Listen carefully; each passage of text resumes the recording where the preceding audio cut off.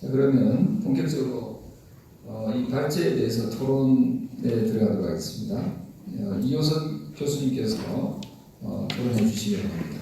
토론 시간은 약 10분 정도로 하도록 하겠습니다. 안녕하십니까. 국민대학교 법과대학의 이효선입니다. 지금 표정들을 보니까 옛날에 더더라도 수학책을 들고 다시 공부하시는 그런 느낌을 받는 것 같습니다.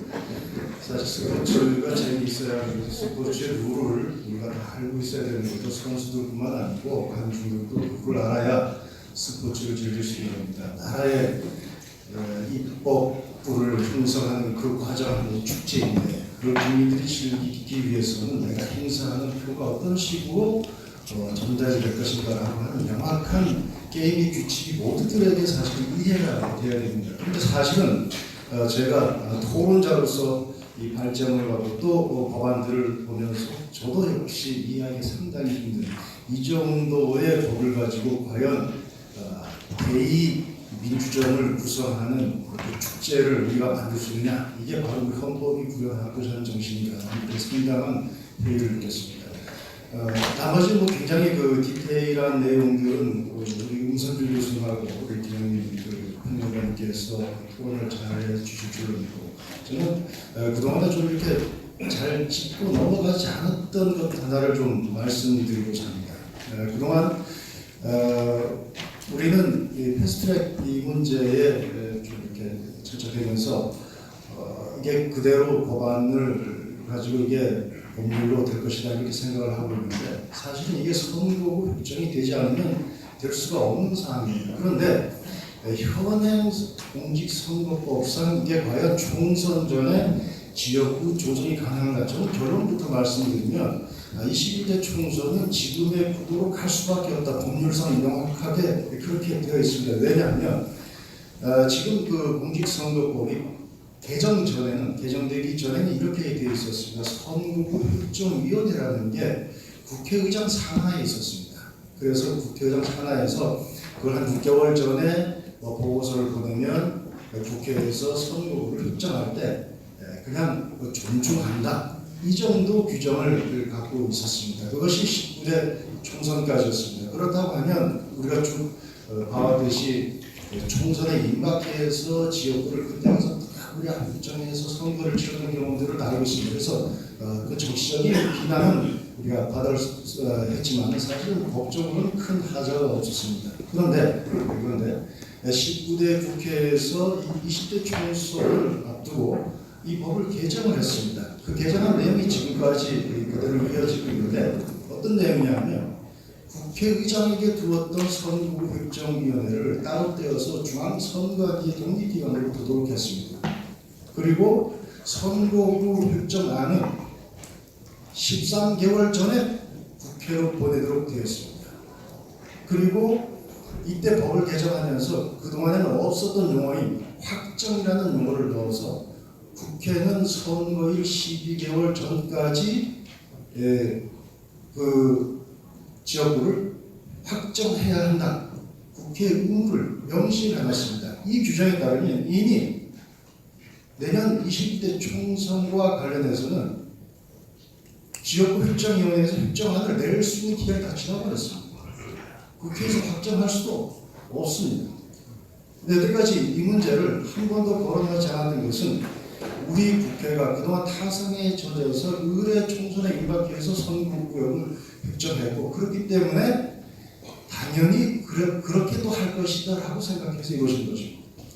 물론 20대 총선에서 이 법이 지켜지지 않았습니다. 그런데 그것은 불가피한 사정이 있었습니다. 왜냐하면 이 법이 개정되면서 이미 1년이라는 기간을 상당히 작은 기간을 놔두고 법이 개정됐기 때문에 물리적으로 지켜질 수가 없어서 법의 부칙으로 6개월이라고 시간을 종전처럼 두었었습니다. 6개월. 그리고 그때는 헌법재판소에서 위헌 판정을 받은 지역구가 있었습니다.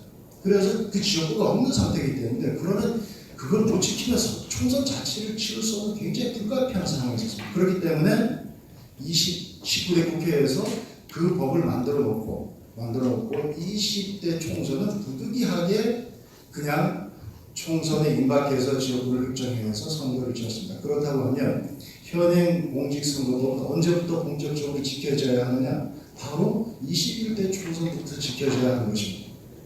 국회 모든 법에 있어서 기한이라고 하는 것은 강행 규정입니다. 그리고 19대 국회에서 이 공직선거법을 개정할 때 그 자료에 주변에 있습니다만은 그간 설명에 분명히 그렇게 나왔습니다. 왜 이렇게 하느냐? 그동안 선거 결정이 지연됨에 따라서 여러 가지 선거관리 상의 어려움도 있고 또 지역구에 후보에서 정치하려고 하는 분들의 활동을 제약하는 측면도 있고 여러 불확실한 게 있기 때문에 아예 국회에 선거일 12일 전에 선거구를 확정해야 한다 이렇게 딱 오방놓고 혹시라도 그게 못 지켜질까봐 선거구 획정위원회에 대해서는 13개월 전에 반드시 보고서를 보내도록 되어 있고 그 보고서에 문제가 있으면 딱 한 번에 걸쳐서 이의를 하도록 되어 있습니다. 한 번에 걸쳐서 이의를 하고 그 이의가 있으면 선거결정위원회에서는 그걸 10일 내에 수정안을 내도록 되어 있습니다. 그리고 그걸 받은 국회에서는 수정 동의 없이 바로 표결 처리만 하도록 되어 있습니다. 이 모든 법의 취지를 보면 물리 해석이나 목적문적 해석을 보면 국회는 선거일 12개월 전까지는 지역구를 확정을 해야 됩니다. 획정위원회는 13개월 전에 그 안을 보내서 했는데 지금 다 물건을 간 겁니다. 그런데 지금 패스트트랙에 올라타 있는 선거법 개정안에 보면 지금 법에는 국회의원 정수는 300명을 한다 이렇게 해놨지만 지금은 개정안은 75명 플러스 225명을 아예 못을 박아놨습니다. 그럼 이 법은 원래 시행될 수 없는 법입니다. 패스트트랙에 올라탄 지금 공직선거법은 법적으로 이행될 수 없는 법을 지금 만들어 놓은 겁니다. 이거는 아마도 그냥 구태의연하게 생각해서 그런 것 같습니다. 만약에 정말 여당이나 정의당에서 제대로 하려고 했으면 12개월 전에 국회가 확정해야 한다라고 하는 그 규정까지도 개정안에 넣었어야 되겠죠. 이거 빼어버렸습니다. 이건 패스트트랙 지금은 올려놓을 수가 없습니다. 그래서 어차피 제가 보는 견지에서는 21대 총선은 지금부로 갈 수밖에 없다. 그리고 이걸 공식적으로 중앙선관위에서 사실 주권 해석을 해줘야 됩니다. 그래서 불필요한 정치적인 그 논란이 더 이상 없었으면 좋겠다는 것이 제 생각이고요. 비례대표와 관련해서는 이제 여러 가지 제거조 시간 2분밖에 안 남았습니다. 그래서 2분 안에 말씀을 드리겠습니다. 우리가 선거라고 하는 것이 무엇입니까? 사실은 대통령제 하에서 비례대표제를 채택하고 있습니다. 우리 미국 같은 경우에는 대통령제면서 비례대표가 없습니다. 독일하고 일본은 비례대표가 있지만 내각제입니다. 그러면 대통령제 하에서 선거라고 하는 것은 분명히 집권당에 대한 심판의 기능도 있습니다. 그런데 아까 우리 발제자께서 여러 가지 계산을 해주셨습니다. 국민들이 아무리 표심으로 야당에 대해서 야당도 잘해봐라, 그 집권당 잘못했다 이렇게 해서 과반의 표를 몰아준다 하더라도 실제로 의석에서 과반이 안 되고 제3당, 제4당이 그걸 나눠간다 그러면 결국은 이 타겟이 불분명해지는 거죠. 대통령제 하에서 집권당에 대한 중간 평가적인 성격을 갖고 있는 이 선거의 기능을 완전히 말살시키는 것이 과연 헌법 정신에 맞느냐. 그리고 비례대표제를 주장하시는 분들은 이게 사표가 많다고 얘기합니다. 그러면 대통령 선거에서 51%의 표를 가져가고 49% 패배한 쪽에 부통령 시킵니까? 내가 구성권을 줍니까? 아니잖아요. 어떤 그 투표에서는 사표가 있기 마련입니다. 그 사표를 걱정해서 비례대표를 둬야 합니다. 그리고 비례대표제 물론 장점도 많이 있는 걸로 알려져 있습니다만 우리나라 토양상 귤이 흰수를 넘으면 탱자가 된다고. 비례대표가 넘어오면 사실 그 도입 단계에서부터 굉장히 불손합니다. 예컨대 정의당이 이걸 추구했습니다만 정의당과 비슷한 진보 소규모 정당들이 있습니다. 그런 데서 추구하는 게 봉쇄조합, 아까 그 3% 정도 투표를 해야만 비례의석을 가져갈 수 있는 그거 없애라고 했는데 그거 안 없습니다. 그건 뭐냐?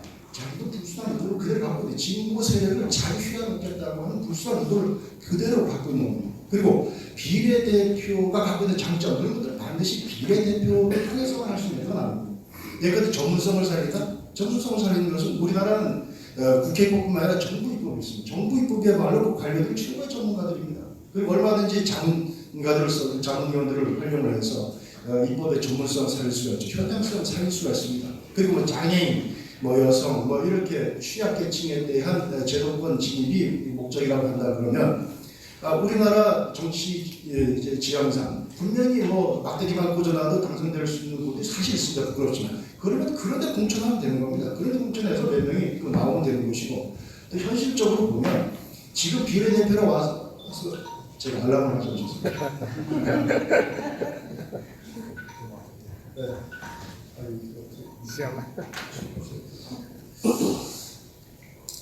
그래서 비례대표제를 통해서 달성하려는 장점들은 다른 것으로 얼마든지 가능하다는 것이죠. 예컨대 뭐 정치 참여하다 그러면 주민 소환이라든지 주민 투표, 주민 발언 현재 이런 제도들을 강화함으로써 국민들이 얼마든지 이 의정에 참여할 수 있는 길이 있다는 거죠. 그렇기 때문에 아까 그 소대에서 어떤 분이 그 말씀을 하셨는데 이 지금 비례대표 하시는 분들 상당수가 조경태께서 말씀하셨습니다. 다음 지역구에 나가십니다. 그 지역구 공천을 받기 위해서 활동을 하시기 때문에 사실 의정 활동을 보면 상임위 출석률에서 지역구 의원이나 비례대표 의원이나 차이가 없습니다.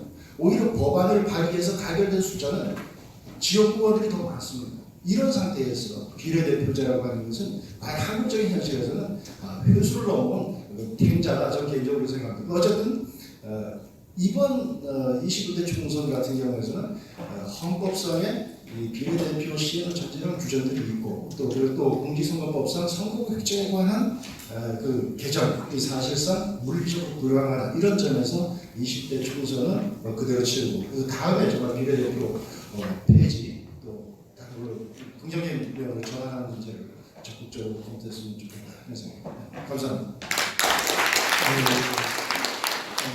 교수님 감사합니다. 교수님께서 몇 가지 아주 중요한 그 지적을 해 주셨습니다. 특히 국회에서 제대로 살펴보지 못했던 그런 조항들을 명확하게 말씀을 주셨습니다.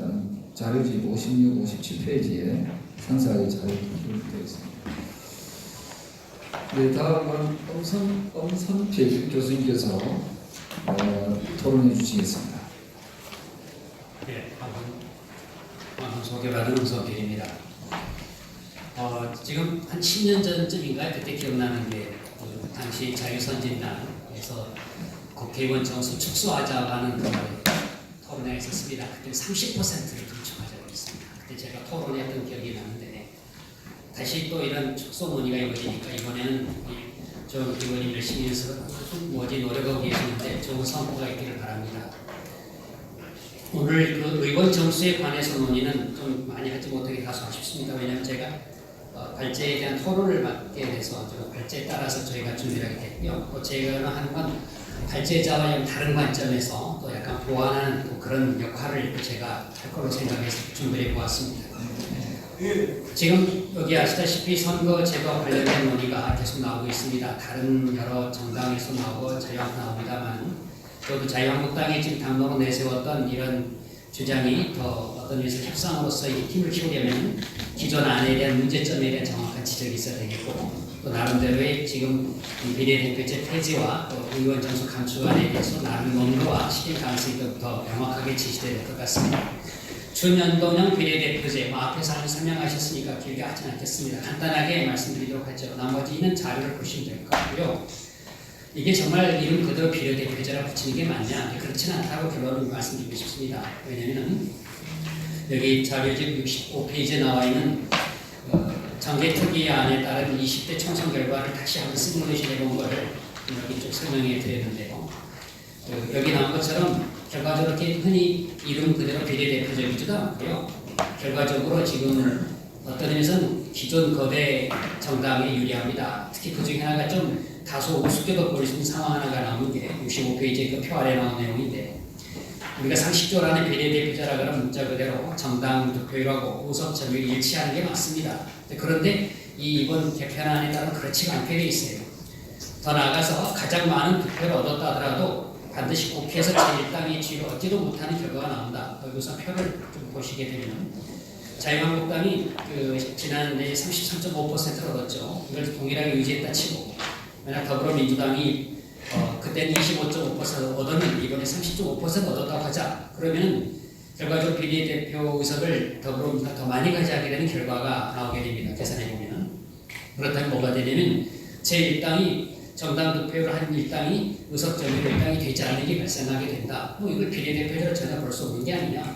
그래서 세상에 제가 이전에 한번 여기 자유한국당에서도 문제점 제기했습니다만 지금 이런 준연동형 비례대표제라는 것은 세계적으로 그 길을 찾아볼 수 없다라는 비판이 가능하고 비례대표제가 아니고 그냥 정례 다수대표제인데 연동형도 제대로 하지 않는 부분 연동형 다수대표제가 대단히 생소한 조입니다. 왜냐하면 이 제도 자체가 워낙 생소하다 보니까 이런 다수 인위적인 거라 할 수밖에 없고요. 더 심각한 문제는 지금 우리 대통령제의 통치 구조 결합하다 보니까 간단히 말씀드리면 중남미형의 그런 그 통치 권력 구조로 가게 됩니다. 대통령제 플러스 비례대표제로 가자는 뜻인데 좋게 말하면 이제 한국 정치 새로운 발전일 수도 있지만 정확히 말하면 혼란의 기기를 가져올 것이다.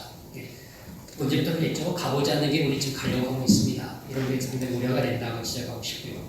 그 다음에 권역별 석패율제에 대해서는 더 간단하게 말씀드리면 이건 말로는 이제 비례대표 의원으로 뽑겠다는 거죠. 지역구에서 떨어진 분들을. 사실 그분들을 비례대표제라고 의원을 볼 수가 없어요. 왜냐하면 그들은 사실상 그 지역구 내에서의 그 어느 정도의 득표를 가진 사람이 당선되기 때문에 결국 그는 지역구 공사제에 불과합니다. 그럼에도 불구하고 그를 비례대표제로 부른다? 이건 상당히 언어적인 혼란을 의도하는 것이고 이건 제도적인 정당성에 대해 취약하다. 아마 현역 의원들을 위한 우회로 내지 테러로서는 계획했을지 모르지만 지속할 명분은 없는 것이다. 이런 비판이 가능합니다. 그렇다면 정면으로 다룰 문제가 비례대표제를 계속 유지할 것인가 67페이지에 비례대표제 폐지를 통해서 국회의원을 수로 줄이자라고 하는 질문을 하고 있는데요. 여기서 도대체 질문하고 싶은 몇 가지에서 하나가 이 안에 핵심이 뭐냐 이거죠. 비례대표제를 폐지하자는 거냐 아니면 그를 통해서 결국 의원 정수 유지하는 거냐. 상대적으로 지역구보다는 지역구 의석수도 늘어나는 경우가 나옵니다. 이게 가장 강조점을 두고 있는 게 뭐냐 이거죠. 비례대표제 폐지냐 아니면 의원 정수 줄이는 게 더 중요한 거냐 아니면 상대적으로 지역구에서 물리는 거냐 이건 결과적 관련된 문제인데요. 적어도 우선 비례대표제 논의가 있으니까 이제 세 가지가 지금 논의가 되는 입장이 있습니다. 하나는 폐지론이죠. 오늘 지금 주장하고 있는 거거든요. 현재까지 운영 실태가 너무 부정적이다. 이건 없어야 될 제도다. 사실 대한민국의 비례대표제 이런 거 등장한 제도는 60년대 이후로부터 정당 정치의 기형적인 걸 모두 종합해놓은 제도입니다. 다른 나라의 독일식 제도를 많이 우리가 가져왔지만 벌써 앞에 우리 또도 얘기했지만 귤이 텐자되는 정도가 아니라 상당히 심각한 그래서 결과적으로 대단히 병리적으로 운영되고 있으니까 차질 없애버리라는 주장 아니라 정직력 개선론입니다. 현재 제도가 헌법에 있으니까 나름대로 현재와 같은 병리평 제도를 유지하되 그래도 헌법에서 요구하는 기능에 충실하게 다시 재구성하자는 그런 정책적 개선론이고요. 그 다음에 18페이지 나온 것처럼 급진론 개선론이 있습니다. 급진적으로 바꿔버리자는 거죠.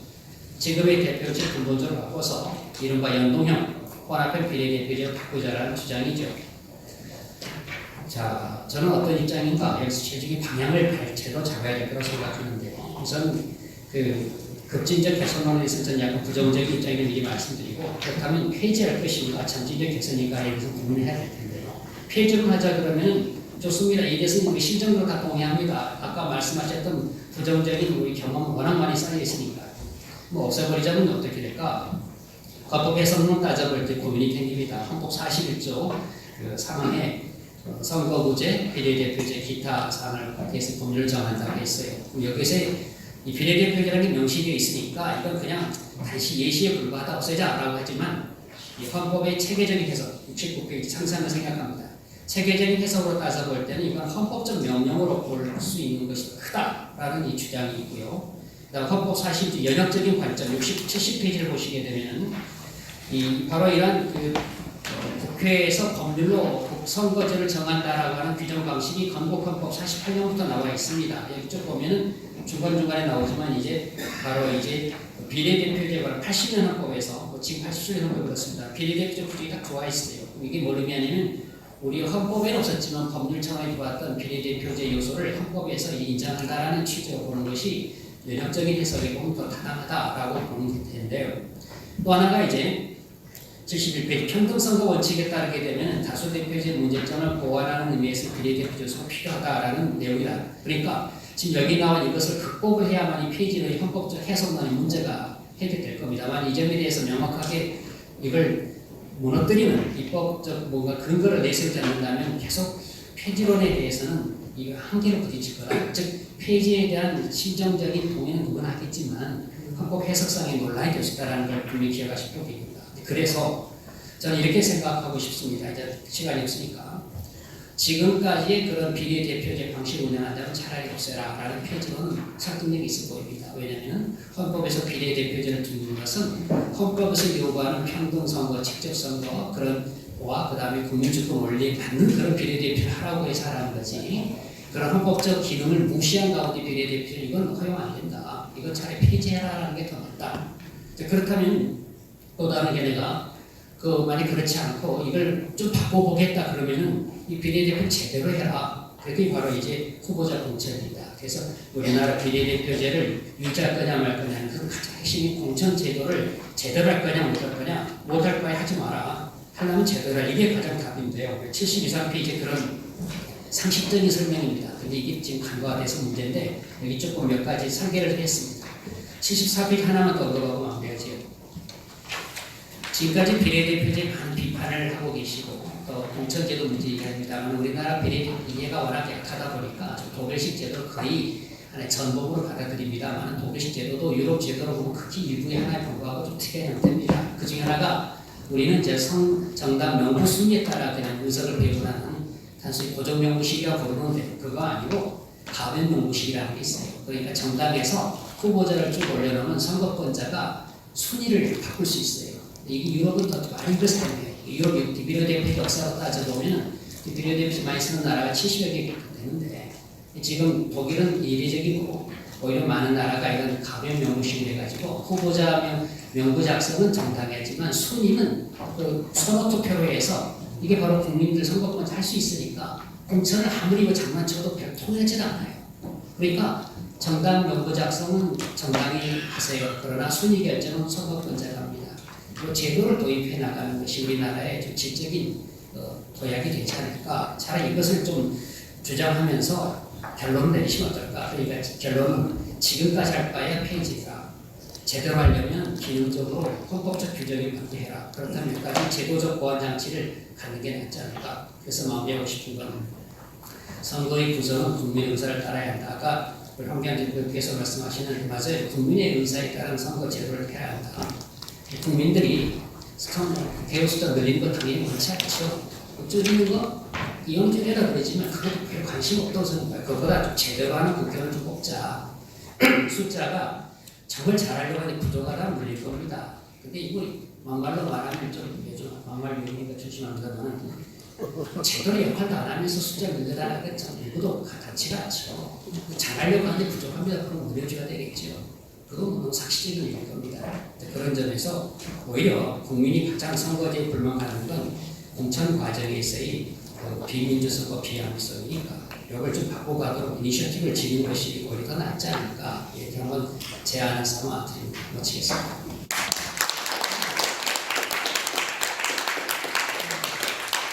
네, 좋은 토론에 대해서 감사드립니다.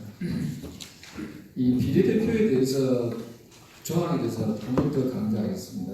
이 헌법 제41조 3항에 보면은 비례대표 다른 데는 한국에 하나도 없어요. 여기 딱 유일하게 이 꼭지 안 합니다. 뭐라 되어 있는가 하면 헌법 제41조 3항에 국회의원의 선거구와 비례대표제 기타 선거에 관한 사항은 법률로 정한다. 딱 이게 비례대표란 말이 딱 나오거든요. 즉 뭐 해석의 차이는 있을 수 있겠지만 저는 이렇게 생각합니다. 이거는 얼마든지 법률로 정한다고 되어 있기 때문에 국회에서 여야가 합의만 되면은 비례대표는 이거 없앨 수 있다. 저는 이렇게 보고 있습니다. 그래서 헌법에는 국회의원 수에 대한 정수에 관한 그 내용은 적시되어 있습니다. 200명 이상으로 한다 이렇게 되어 있거든요. 그래서 국회의원 자체를 없앨 수는 없어요. 근데 대신에 비례대표를 없애냐 마냐 이거는 법률로 정하기 때문에 이거는 우리 국민들께서 과거 87년도에 간접선거를 직선제로 할 때, 홍철폐를 할 때 그때 했던 그 국민정신이 이어진다면은 저는 비례대표 어제 폐지도 결국 위헌이 아니지 않겠나 하는 생각을 저는 하게 됩니다. 네, 마지막 우리 토론이 있으시겠습니다. 우리 김병민 우리 시사평론가께서 또 10분 토론 있으시겠습니다.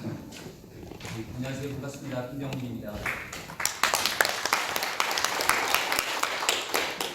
앞선 정현태 위원님, 임성필 교수님, 이호선 교수님께서 워낙 훌륭한 얘기들 다 말씀해 주셔가지고요.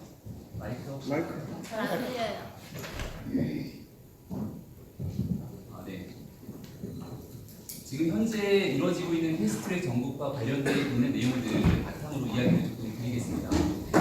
지금 우리가 하고 있는 토론의 자체가 마이크가 안 나오나요?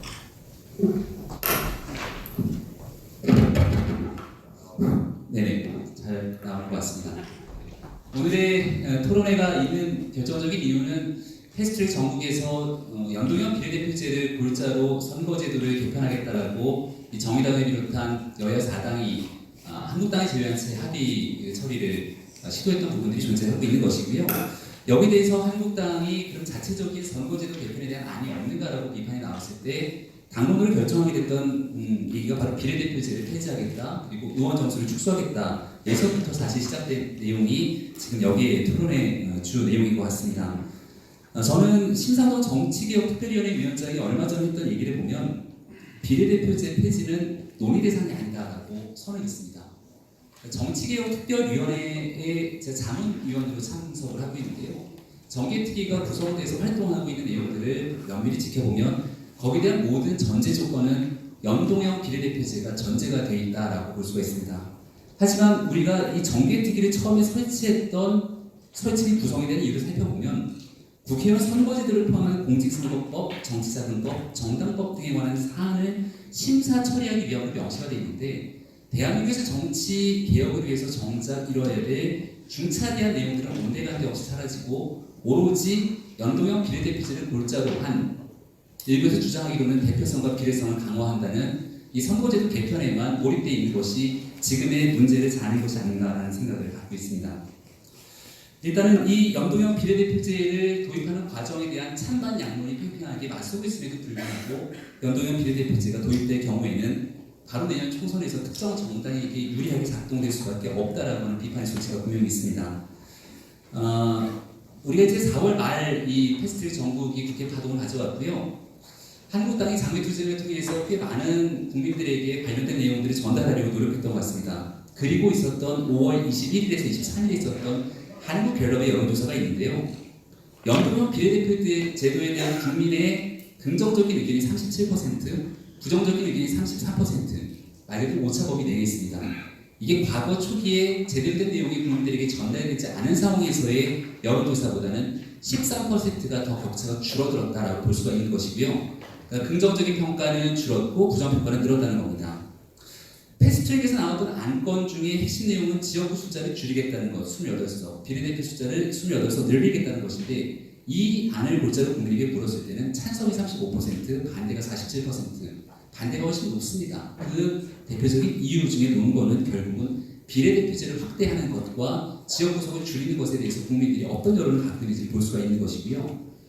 여기에 대해서 지금 300석으로도 부족하다, 완전한 연동형을 도입하기 위해서는 지역구 증가가 필수적인데 이를 묻는 질문에는 찬성이 17%, 반대가 72%입니다. 마지막으로 한국당이 주장하고 있는 비례대표제를 아예 폐지하고 오히려 지역구 전체적인 의원 정수를 축소하겠다라고 하는 내용에는 찬성이 60, 반대가 25%입니다. 우리가 작금의 문재인 정부 들어서 하고 있는 여러 여론조사가 편향돼 있다라고 얘기를 하고 있는 것들을 감안하고 보더라도 이 정도의 결과가 나왔다라고 하는 지점들은 사실 많은 국민들에게 울림 있는 내용이 아닌가 싶은데요. 그렇기 때문에 이 정치개혁특별위원회에서 사실상 이와 같이 주장하고 있는 한국당 이야기가 일부 지고진영에서 바라보기에는 있을 수 없는 이야기다, 논의의 대상조차 되지 않는다라고 얘기하지만 굉장히 많은 국민들이 원하고 있는 국회 문제점들을 지적하고 있는 것이다. 이에 대한 부분도 좀 짚었으면 좋겠고 이를 바탕으로 향후 논의를 좀 이끌어가면 어떨까라는 생각을 갖고 있습니다. 일단은 지금 현재 이루어지고 있는 상황에서 6월 말까지가 정개특위와 사개특위에 대한 기한이 끝나게 되고요. 그 뒤로 이 정개특위, 사개특위에 대한 기한 연장을 할 것인지 아니면 이것을 상임위원회로 넘기는 상태로서의 정개특위, 사개특위 종료를 하게 될 것인지를 두고 국회가 첨예하게 맞서고 있는 상황으로 볼 수 있는데요. 아주 만약의 경우에는 무리하게 정개특위에서 기간 연장을 하게 되지 않는 경우에는 이것을 행안위로 넘기지 않고 정개특위에서 정례가 끝날 수도 있습니다. 그렇다면 다시 한번 과거에 있었던 패스트트랙에 준할 정도의 문제점들이 파생될 수 있는 가능성이 높은데요. 패스트트랙이 끝나고 나서 한 몇 주 동안은 이런 내용들을 바탕으로 국민들에게 설득하고 여론화시키는 작업들이 진행됐지만 최근 한 몇 주를 보게 되면 이 내용이 다시 국민의 관심에서 많이 사라진 것 같습니다. 하지만 이게 현재 진행형으로 계속 지속되고 있는 일이기 때문에 한국당이 만약 주장하고 있는 비례대표 제도를 폐지하고 의원 정수를 축소하겠다라고 하는 부분들에 대한 국민적 설득의 작업들이 필요한데 지금 그런 것들이 좀 부족하다는 생각이 들고요. 그렇다면 비례대표제 폐지가 지금 일부 입장에서 주장하고 있는 것처럼 과연 한국 정치의 퇴행을 가져올 것인가, 여기에 대한 여러 가지 논거들을 좀 살펴볼 필요가 있을 것 같습니다. 어제 며칠 전부터 중앙일보에서 이제 내년도 총선이 다가오게 되니까 지난 20대 국회를 마무리하는 차원에서의 특집 기사를 싣고 있는데요. 더불어민주당 우상호 의원의 인터뷰 기사도 오늘 아침에 실렸더라고요. 청년 비례대표 제도를 바라보게 되는 우상호 의원이 바라보건대 청년들의 목소리를 제대로 대변하지 못했던 측면들이 있는 것 같다. 기사에 따르면 비례대표 제도를 호주머니 속 장난감에 비유할 정도로 굉장히 상당한 정치적 문제의 심각성들을 지적하는 것들을 볼 수가 있습니다. 앞서 많은 분들이 얘기했던 것처럼 비례대표 제도가 그동안 대한민국 정치에서 여성, 청년 등 소외계층의 정치 참여했던 긍정적인 역할들을 부인할 수는 없겠습니다만 이미 그런 것들을 보완하고 남을 정도의 지역구에서의 활동의 가능성을 충분히 문을 열어본 것이 사실입니다. 얼마 전에 조금 전 박인수 의원님 자리하고 계셨는데요. 지난번 성파에서의 경선 과정에서 사실은 여성 공천에 대한 가점제도가 있었기 때문에 지역구에서 경쟁을 하더라도 남성 경쟁자에 비해서 우월하게 가점을 바탕으로 의회에 진입할 수 있는 여러 가지 제도적 장치들이 현재 마련되어 있습니다. 따라서 이런 것들을 비단 비례대표 제도만을 통해서 모든 것들을 이뤄낼 수 있는지에 대한 문제를 지적할 수 있고요. 비례대표 제도에 대한 가장 결정적인 국민들이 가지고 있는 문제는 정당 신뢰에 관한 문제입니다. 한 가지만 좀 말씀을 드리면 현재 소속은 바른미래당으로 되어 있는데요. 민주평화당 활동을 하고 계신 3명의 국회의원이 있죠. 이상돈 의원, 박주현 의원, 장성수 의원. 이분들 같은 경우는 국민의당 소속의 비례대표 13명에 포함이 돼서 지난번 2016년에 있었던 20대 총선에 대대적인 소위 말하는 바람을 통해 당선되신 분들입니다. 애석하지만 이상돈 의원님이야 교수님 시절로 잘 알려져 있던 인물이라 어느 정도의 인지가 있었지만 정치평론을 하면서 수차례 여의도에 관한 얘기들을 알고 있는 제 입장에서도 나머지 의원님들에 대한 이 이력이라든지 내용들을 확인하기 좀 어려운 측면들이 있습니다. 그 정도로 유권자의 국민들이 바라볼 때 비례대표 선거에서는 비례대표 후보자 1번부터 있게 되는 후보자 몇 명에 대한 선택을 하기보다는 그 정당에 대한 기대감을 바탕으로 정당 투표를 하게 되는데요. 국민의당이 온데간데 없이 사라지고 난 지금 이 13명의 비례대표 의원님들은 과연 누구를 대표하고 있는 것인가? 에 대한 물음에 어떤 답을 할 수 있을지 저는 잘 모르겠습니다. 그렇다면 지금 현재 정당이 파생되고 이합집산하는 과정들이 대한민국 정치 역사에 끊이지 않고 있어 왔는데 연동형 비례대표제로 비례대표를 보다 확대하고 난 뒤에서 국민들이 내 표가 어디로 가는지 모르고 선택되는 그 정당 득표로 당선된 의원들이 만약 그 정당이 사라지거나 또다시 이합집산을 통해서 새로운 정당이 탄생되면 과연 유권자의 표심은 어디에서 어떻게 적용될 수 있는 것이라는 문제들이 가능하고요. 비례대표 의원들 같은 경우 최근에는 이 청와대 국민청원 게시판에 대한 답변을 통해서도 청와대에 책임 있는 관계자가 나와서 국민 소환 제도가 필요하다라고 이야기를 하게 됩니다. 그러니까 잘못된 일이 있으면은 거기에 대해서 직접 민주적 형태로서 국민이 직접 의사를 표시하고 자기에서 끌어내려야 된다는 건데 그럼 그들이 주장하고 있는 내용들을 바탕으로 이 비례대표 의원들에 대한 소환은 어떻게 해야 될 것인가? 여기에 대한 답은 쏙 빠져 있습니다. 한쪽에서는 직접 민주주의에 대한 가능성을 이야기하지만 제일 중요한 직접 민주주의에 대한 우리 국민들이 스스로 선택하는 대표자를 선택하는 과정에서의 직접 민주주의가 사실은 가장 필요한 덕목이고요. 그를 통해서 견제하고 이 나름대로 균형을 잡을 수 있는 시스템은 4년에 한 번 있게 되는 선거를 통해서 유권자가 직접적인 심판이 가능합니다. 제가 오늘도 옆에 있는 조경태 의원님 유심히 바라봤을 때 신고 있는 신발이 눈에 들어왔는데요.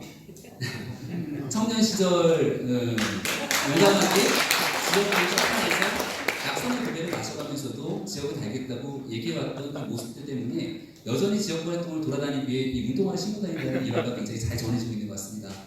그러니까 사실은 젊은 청년, 여성, 사회적 소외계층 모두가 함께 유권자로서 선택받고 국회에 등원할 수 있을 때 그러한 등원을 바탕으로 펼칠 수 있는 의정활동을 당당하게 해나갈 수 있을 것이고요. 거기에서 유권자의 약속을 배반하게 되는 경우들이 있을 때는 선열기의 평가를 통해서 얼마든지 심판받을 수 있는 계기들이 존재한다 생각합니다.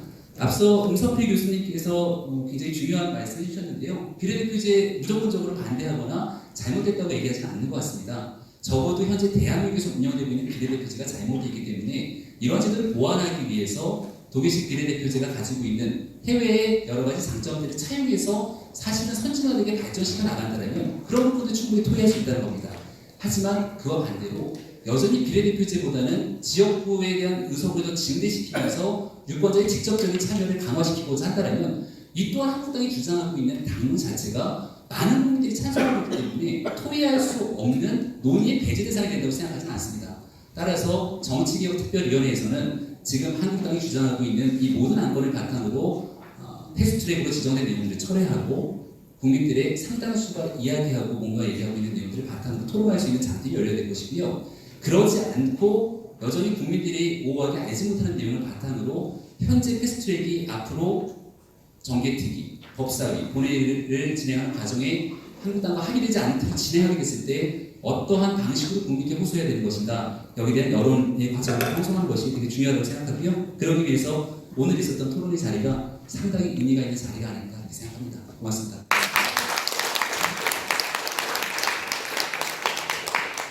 예, 오늘 이 진짜 정말 기라성 같은 분들이 토론을 해주셨고요. 사실은 국회의원님들께서 다들 들으셔야 되는데 300명 국회의원 중에서 저 빼고 김상훈 의원님 대구에 가장 모범적인 의정 활동하고 계십니다. 김상훈 의원님께서 끝까지 경청 또 누구 계십니까? 신부라 예, 그렇습니다. 예, 신부라 우리 최고위원도 같이 오셨습니다. 예, 그래서 토론 발제와 토론을 해주신 이 네 분께 큰 박수 부탁드릴까요?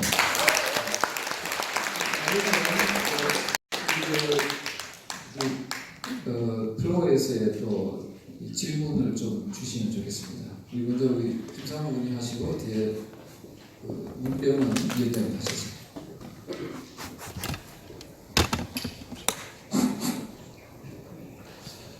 예, 김상호 의원입니다. 오늘 발제와 토론 잘 들었습니다. 저는 우리 당내 의원총회에서 우리 조경태 지원님 말씀하시는 대로 253명의 그 지역 의원 의석수를 유지하고 비례대표 의석수는 좀 줄이는 그런 주장을 하고 있습니다만 제가 굉장히 관심 있는 이슈로 오늘 토론을 취하셨던 감사드리고 또 기자 말씀 드리겠습니다.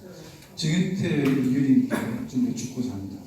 우선 제가 그 공직선거법 24조를 지적하신 이호선 교수님 말씀 듣고 저도 공직선거법을 들여다보면서 253석을 깨뜨리기는 사실상 어렵겠구나라는 생각을 했는데 정확하게 지적을 해주셨습니다. 그런데 우리 국회의 의석 구도라든지 또 사실상의 캐스팅 보트 역할을 하고 있는 바른미래나 민평당의 주장 등을 고려하면 253석 의석 축소는 사실상 어렵지 않겠나라는 판단이 듭니다. 이제 차제의 패스트트랙에 태운 이 안을 가지고 제 예상으로는 국회의장이 본회의 상정하기 전에 각 정당 대표들 불러서 다시 한번 협상 테이블을 마련해 줄 거거든요. 연동형 비례대표제를 무산시킬 수 있다면 가장 좋은 결과이겠지만 그것도 상황에 따라 좀 달라질 수 있다고 봅니다. 그러면 한국당 입장에서는 현 지역구 의석 253석은 그대로 유지를 하고 나머지 47석을 가지고 현행과 같은 비례대표제, 정당지지율 비례대표제 50%, 나머지 50% 그러니까 3, 4석 되는지 모르겠습니다. 이걸 연동형 비례대표제로 하는 게 어떠냐는 절충안을 한국당이 좀 갖고 나가야 되는 거 아닌가 하는 생각하고 있습니다. 여기에 대해서는 정인태 의원님 의견을 들어주시면 감사하겠습니다. 네, 좋은 질문 해주셨습니다. 사실 제가 이 분석을 하면서 그 안도 검토를 해봤어요. 그러니까 지금 현재 이 비례대표 의석수와 전체 지역 의석수의 비율이 5대1 비율에서 4대1 또는 3대1 이렇게 이제 나눠지지 않습니까? 근데 지금까지 근간은 사실상 이 4대1이었거든요. 그래서 250명대 5대1입니다. 5대1에서 50명대 300명 이 구도로 있었는데 이게 지난번 선거에서 47석으로 바뀌었지 않습니까? 그래서 지금 정확하게는 5.4대1이거든요. 근데 그걸 그대로 두고 하면 훨씬 쉽죠. 47석을 두고 준연동형으로 적용한다면은 훨씬 쉽게 갈 수가 있는데 그 부분도 이 하나의 협상 카드로 활용하면은 되겠다는 저도 생각은 했었죠. 했는데 그 가능성이 저는 전혀 없는 건 아니라고 생각이 드는데, 근데 저 사람들의 의도가 뭐냐? 저 사람들의 의도는 47석을 가지고 했을 경우에 그 공식을 적용했을 경우에 별 이득이 없어요. 28석이라는 사실 그 28석이 결국은 전체를 보면은 이 준연동형 비례대표를 가지지 않습니까? 이 소수 정당이 가져갈 의석수가 대략 한 20석에서 30석 사이예요. 나머지는 어차피 거대 정당이 가져갈 겁니다. 그러면은 270석을 두고 두 개 정당이 나눠가는 구도가 되기 때문에 절반인 150석을 넘기 어렵다는 구도거든요. 그래서 설득만 할 수 있다면 그게 하나의 대안은 될 수 있다고 저도 생각을 합니다. 감사합니다.